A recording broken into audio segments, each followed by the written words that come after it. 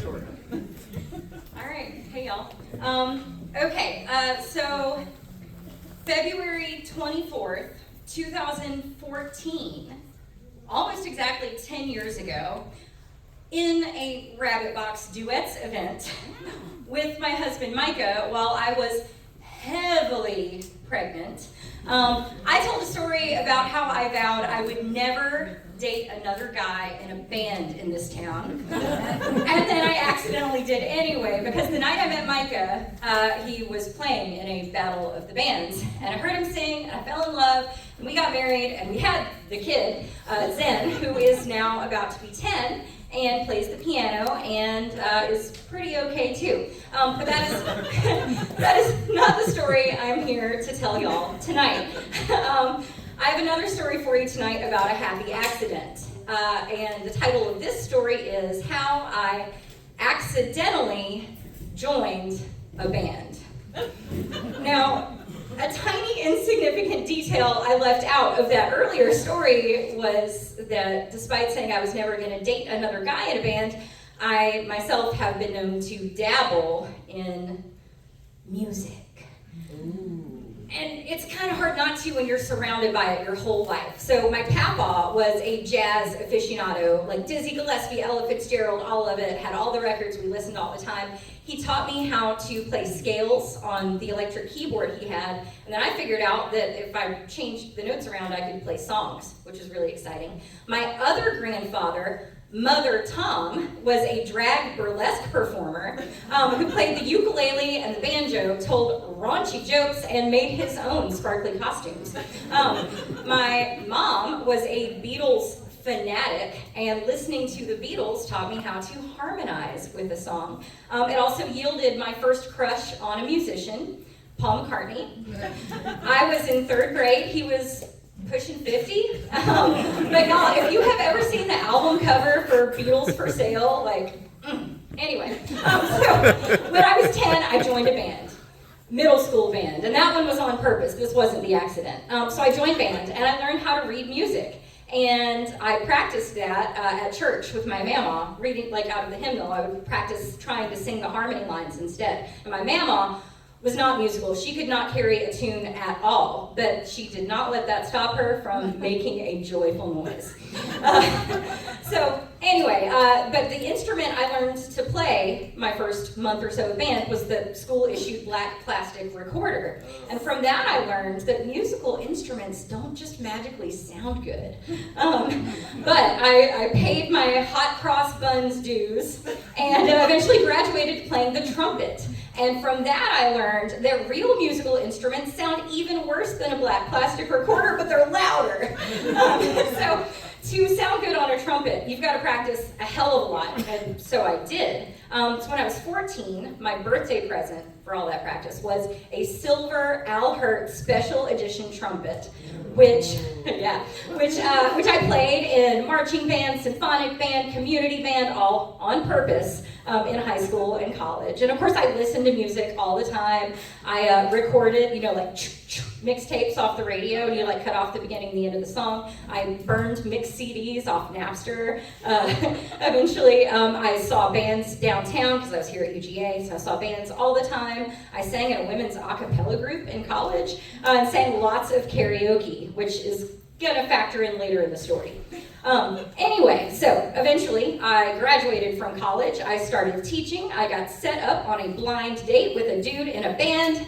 I fell in love with him, I married him, and then we started making our own beautiful music together. And that's not a euphemism, we started a band on purpose. So the band we started was called Fleet Machine. It was an electro indie pop band. We practiced in our spare bedroom. We played many shows at Go Bar on random Tuesday nights. We played a couple of gigs with my brother Dave's alt country band back in the day, which is a lot of fun, and I learned a lot from that experience. So I learned how to operate a looping drum machine. I learned how to play a synthesizer that had a vocoder, which is this thing where you sing into it and you sound like a robot. It's really cool. And I operated both of those things while playing the keyboard and singing backup vocals. But the main thing I learned from that band was you gotta write shit down. Because I had all these electronic devices and they all had different like knobs and sliders and dials and settings. And for every song we played, every device had a different setting that I had. So I had to write it all down. If you learn nothing else from my story tonight, write shit down, y'all. Anyway, we had a good run. We played out for a couple of years, but then Micah and I decided that we were ready to have a baby, the baby that I mentioned earlier. So the band practice room became the baby's room, and I got very pregnant. I told a story at Rabbit Box, and then I had the baby, Zen. Now Zen was a real grumpy baby. So that was like a whole new phase in my life, like exhaustion, tears, everybody had tears. And like the music in my life was just me singing songs frantically trying to make this baby calm down. And every once in a while it would work, but like the same song never worked twice. Talk about a tough crowd, y'all. Anyway, Zen got older and easier, and then we both started taking trapeze classes at Canopy, and that was like a whole new musical experience, because all of a sudden, I'm learning how to move my body to music while suspended upside down, possibly about to fall to my death. Anyway, I also started dancing with Boulevard Burlesque Company in sparkly costumes, of course. Meanwhile, my husband Micah and his buddy Dave, not my brother Dave, but another Dave, who, surprise, turned out to be Micah's third cousin, but that's another story for another time. Anyway, they started a side hustle selling vintage vinyl, so like surrounded by music. So my 40th birthday rolls around, and Micah does the most amazing thing. He organizes the surprise party to beat all surprise parties. It was a karaoke party at Shokitini, and they're like the upstairs rooms. He invited friends and family. I was surrounded by the people I love and so much music, and it was the most magical night, except for one thing.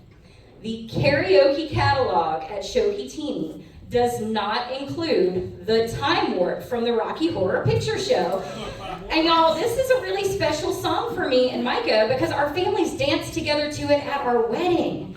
Anyway, so it was a good night other than that, and no big deal. I kind of forgot about it. But Dave, cousin Dave, not brother Dave, his wife Eva remembered. So when cousin Dave's band was getting ready to play a spooky set of songs at Porch Fest, and they were gonna do the Time Warp, Eva said, "Oh, you should invite Tanya to sing with you." And they did, so I rolled up to practice with the Young Frankensteins, and we ran through the Time Warp, and then they were like, "Hey, do you know the song Spiderwebs? And could you sing Spooky? And jump in on some backup vocals if you want. Here's a tambourine," and y'all know where this is going. Except, I did not. I was just drinking beer and making music and having a good time. So like a week before the show, I used the term guest vocals, just kind of in passing, and Adam, our bass player, I said our bass player. I gave away the ending. Anyway, Adam, y'all know where this is going. Adam, who is in the band with cousin Dave, but at the time was also in a band with my brother Dave, because this is Athens. Adam was like, "Guest vocals? What are you talking about? You're in the band now," which could have been really ominous, like, "You're in the band now." But it wasn't. So despite their name, the Young Frankensteins are not scary. They're nice guys. They're just a bunch of normal town dads. And they welcomed this Boulevard mom into the fold. So that was a year and a half ago. We practice every Thursday night. We play some shows here and there. My new musical goal is learning how to play the guitar. And I have finally brought my trumpet out of retirement. However, that wasn't for the Young Frankensteins. My brother has a Kindy rock band, and he needed a guest trumpet player for a ska song. But I'm here to tell y'all, with you guys as my Rabbit Box witnesses, I am never, ever again going to accidentally join a band. If it happens again, I'm doing it on purpose.